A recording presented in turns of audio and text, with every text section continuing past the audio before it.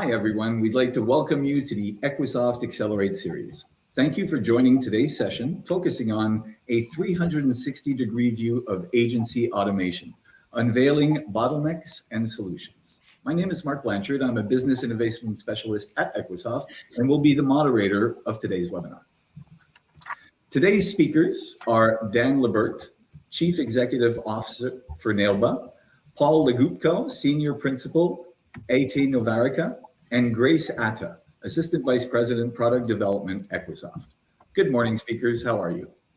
Good morning, Mark. Good morning. Hi, Mark. Good morning.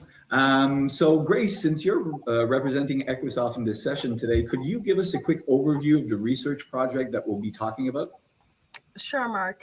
So this research project really was birthed out of a need for us to try to understand the truth behind all the frustrations we were hearing and seeing in the independent insurance channel.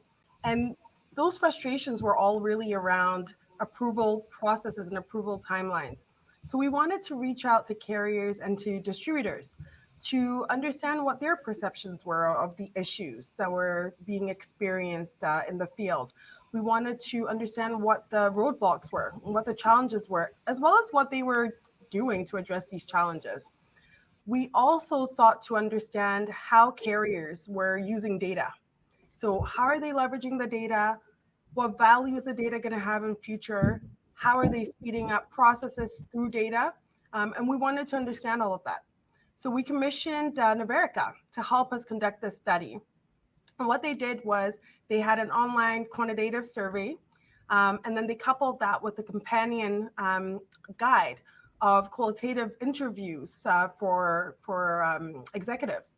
And this allowed them to have really deep insights into how these executives, how these CIOs were what they were thinking around policy onboarding and how they felt about wider issues around agency automation. So we're really excited today because the research really yielded some great perceptions, and we're excited to share the highlights with you today and to explore what they mean for our industry. Excellent. Thank you, Grace. Paul, my first question would go to you. In your research, what challenges did carriers describe in increasing efficiency in the independent channel? Well, so carriers know that delays and bottlenecks in the application submission and underwriting process are it's bad for everybody. It's bad for the agents because they're left in the dark. It's bad for carriers because that means that the agent is more likely to get frustrated and shop the policy. It's bad for potential insureds because they also don't really know what's going on and they don't necessarily know who to go to find out.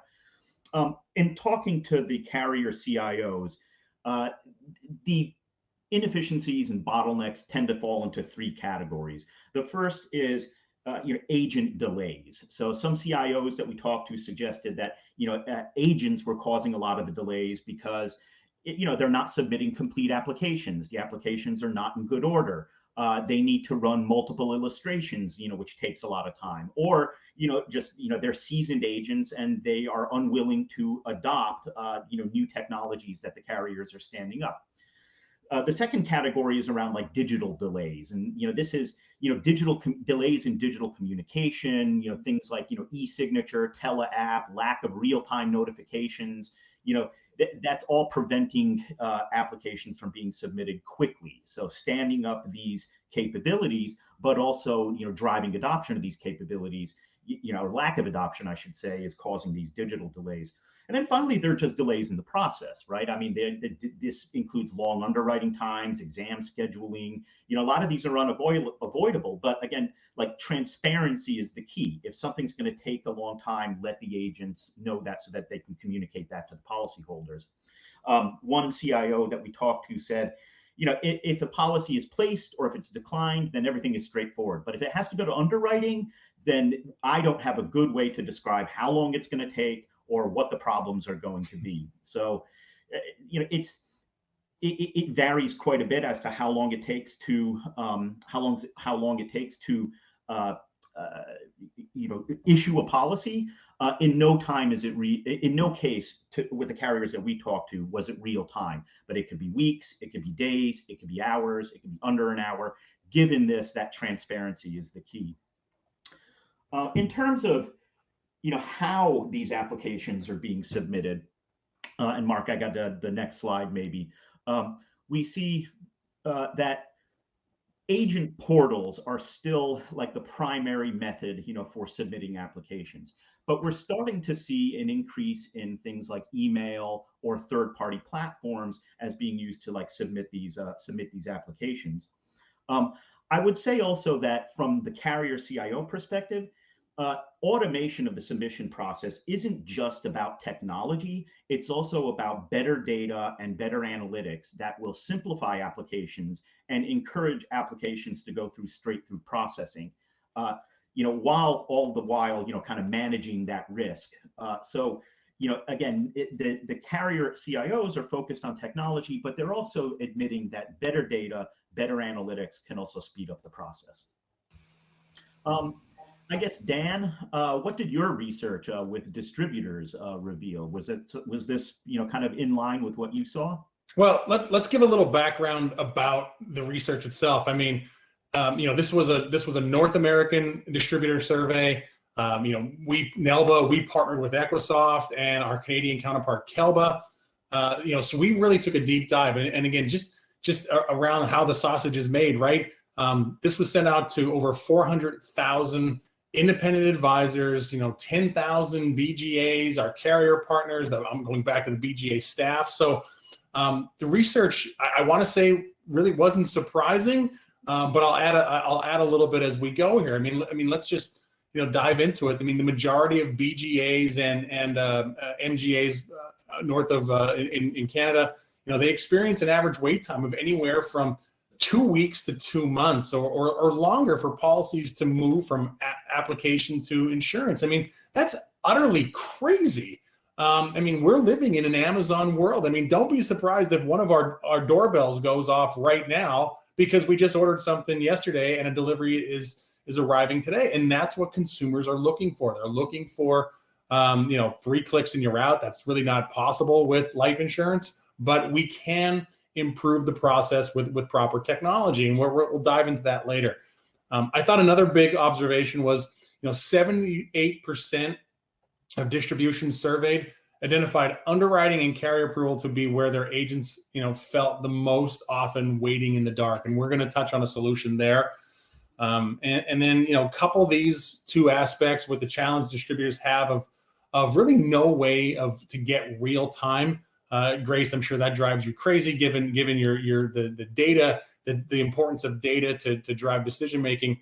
I mean, this doesn't allow a 360-degree review of their business, and it becomes really tough to communicate with their clients and provide a good customer experience. And let's be honest, experience is what sells, not transactions, right? And I'm happy to dive on that a little bit further as well. But this really just boils down to complex and legacy systems. Just really make it difficult to gain an aggregated view of their business.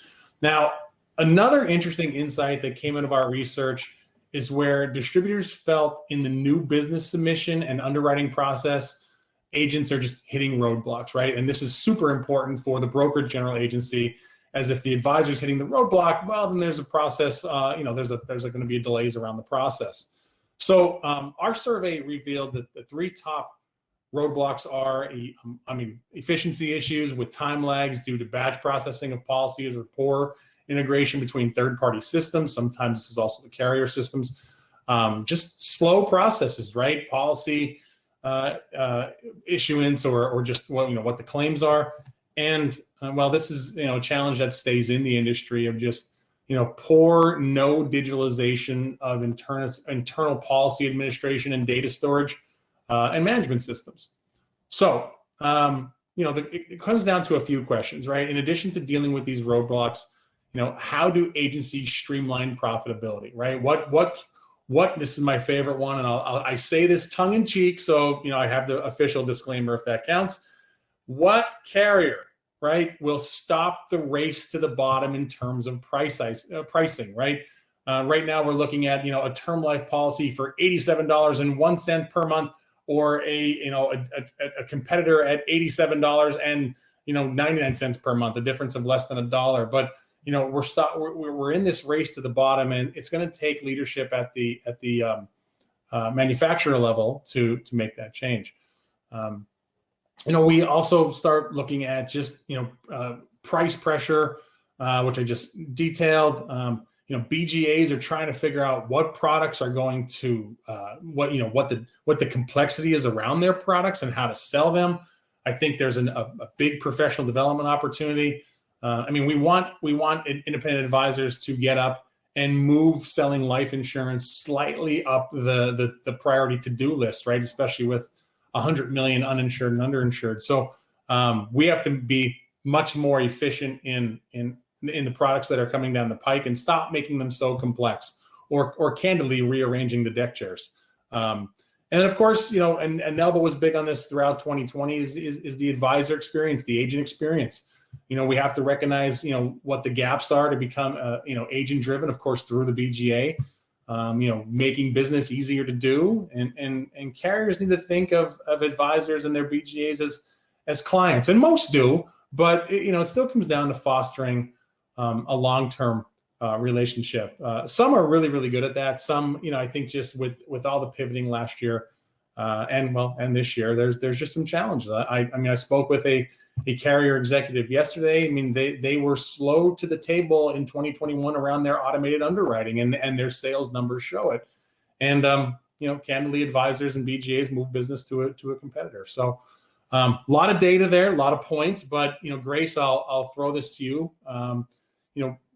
We saw that some of the research that was conducted, that CIOs are commenting that distributors are seeking more effective systems for advisor compensation and commission accounting. You guys know offline commission accounting is like the bane of many NAILBA BGA existence. So Grace, can you just offer a little bit from our conversation what you're hearing around in those areas? Yeah, absolutely, Dan. Just going back to what you just showed a couple of minutes ago, right? So looking at how long it takes from policy application to issuance, 2 weeks to more than 2 months, that's way too long.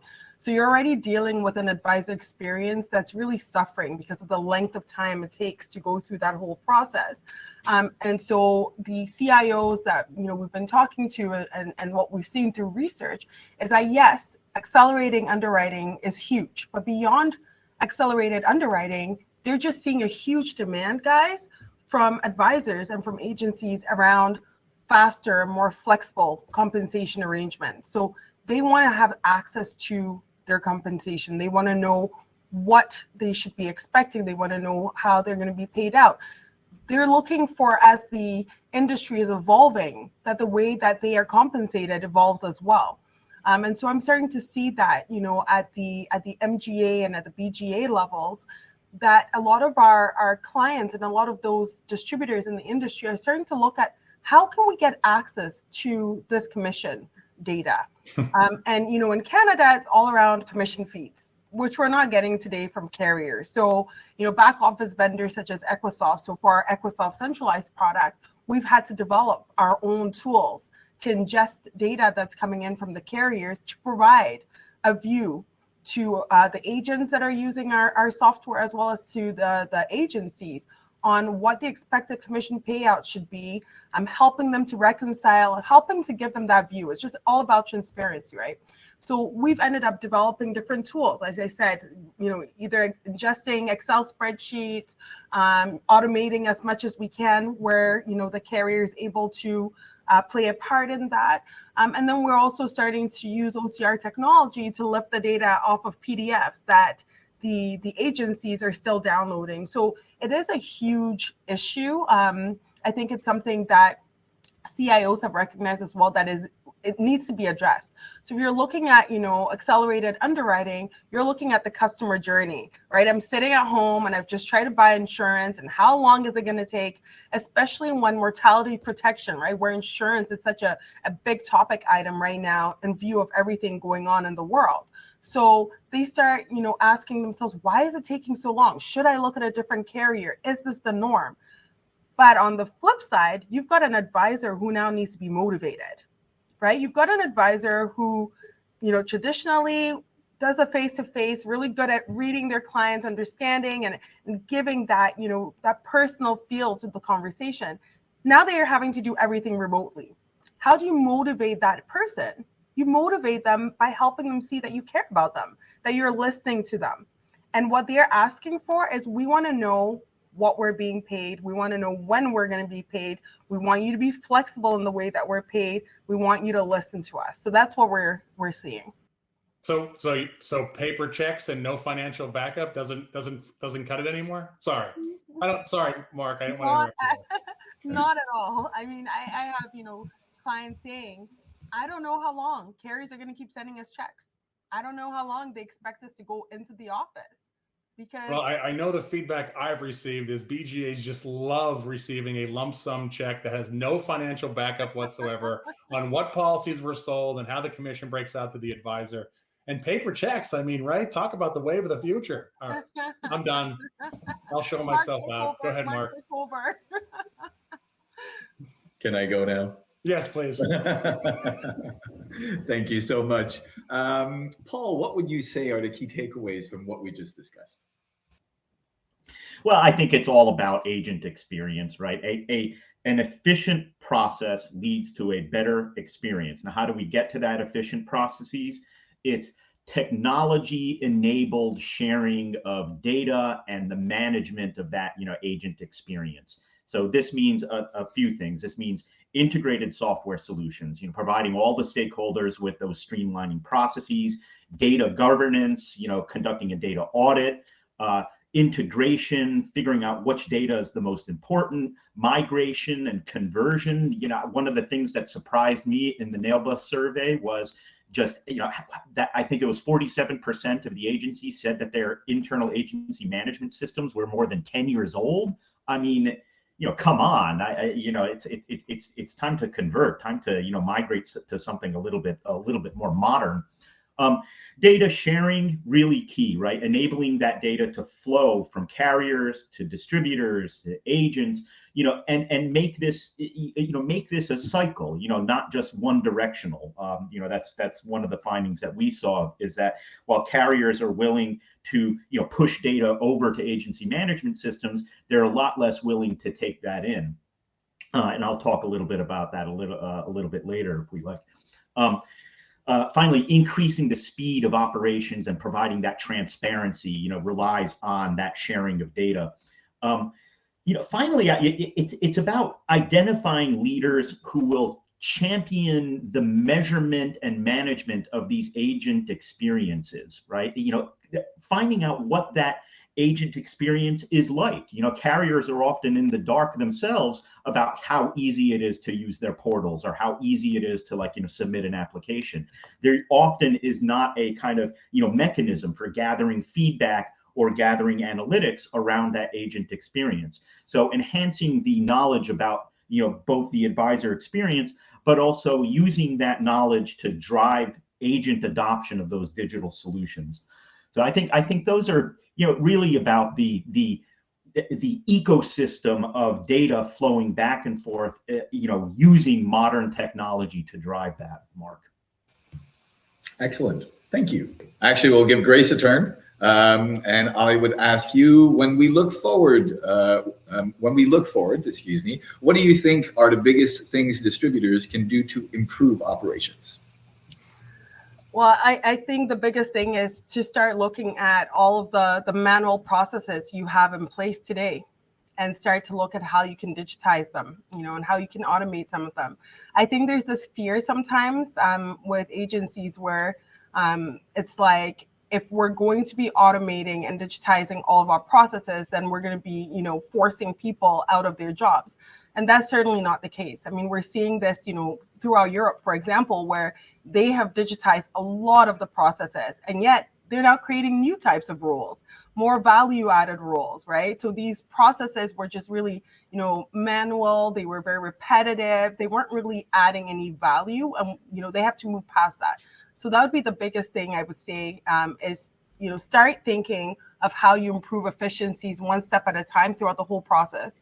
Throughout the whole new business process, look at how you can use the tools that are available to you to speed up some of the places where traditionally you've spent most of your time, have a single source of data source, right? So you're getting data coming in from different places. How are you managing that data, and how are you ensuring that wherever that data resides becomes your source of truth? The other thing is all around professional development. And I know Dan is very passionate about this piece. So I am going to give you a second to talk about that, Dan. But what I do want to say is it's time for us to start looking at, reskilling and upskilling, the case managers and the agents. It's time to start looking at new ways of dealing with new business. Let's think outside the box here. And professional development is a huge part of that. It has to be evolving. It can't be at a certain point in time. Even looking at, underwriting needs to be evolving. There's an evolution of underwriting that's happening right now. And it's, only a matter of time that we start seeing this in North America.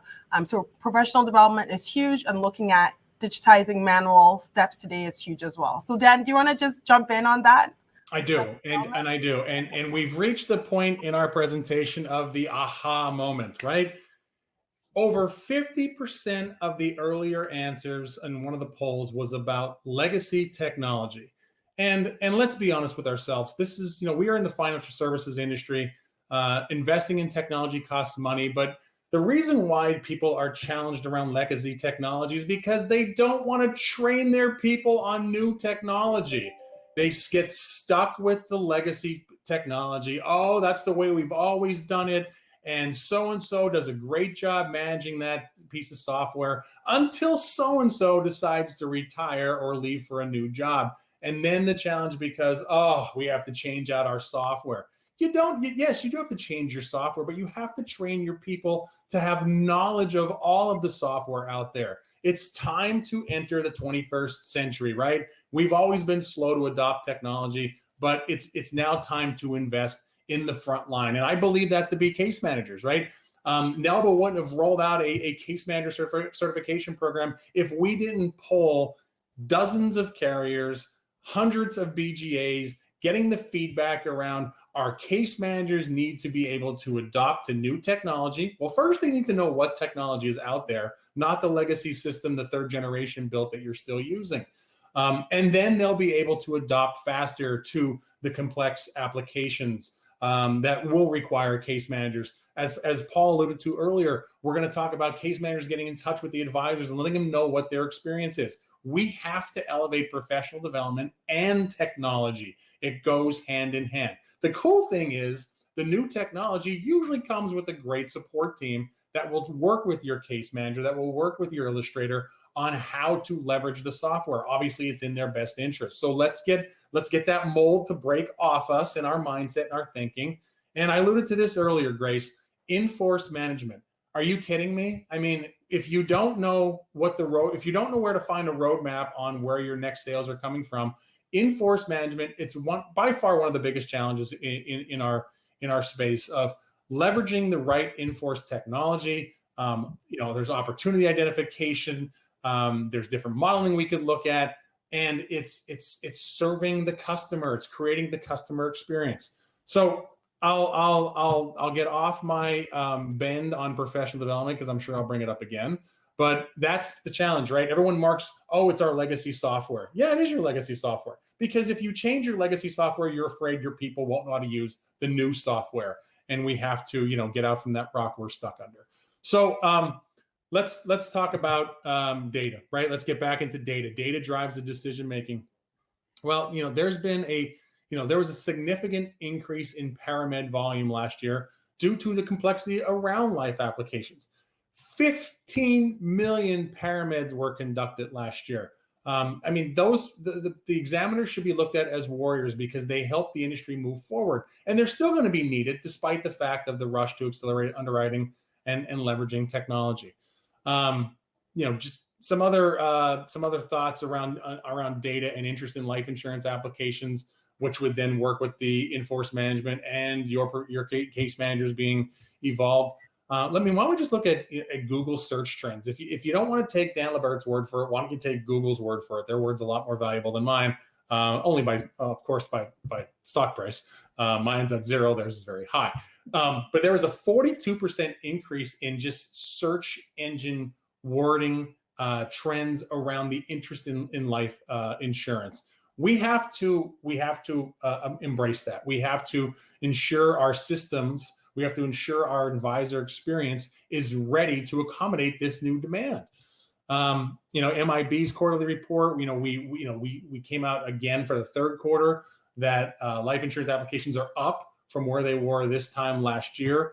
If you want to get a little bit over out of, maybe I should say in front of our skis, away from life and go to annuities. Obviously, let's look at the awareness that was put out around annuities and as a recommended option for a lot of people securing their future.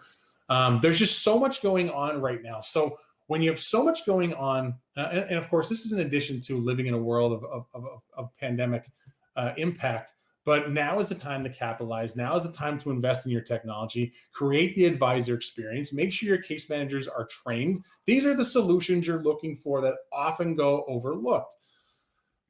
Paul, you always have great research. You're clearly connected with the CIOs, who I find to be many fascinating individuals because they clearly have their fingers on the pulse.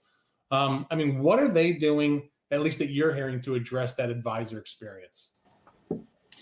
Yeah, well, from a CIO perspective, digital seems to be the solution to everything. Life insurers want agents to go digital. Something that, as you were speaking just now, it's something that occurred to me. There's so much increased demand for life insurance, and yet there isn't a parallel increase in investment in things like digital marketing and brand marketing and raising awareness of life insurance products as a whole.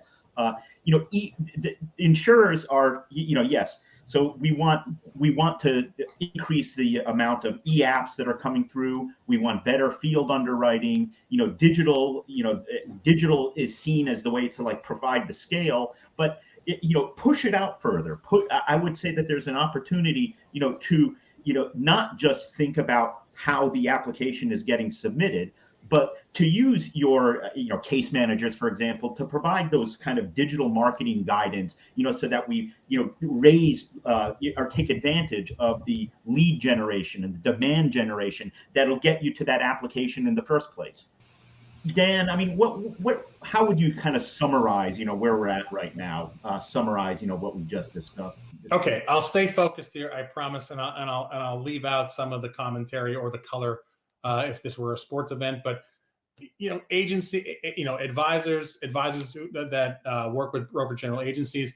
Now is the time to look at systems integration and data sharing between stakeholders. Right, that could be both electronic and of course oral, with your case managers keeping your advisors up to speed. Right, that leads right into championing the agent experience.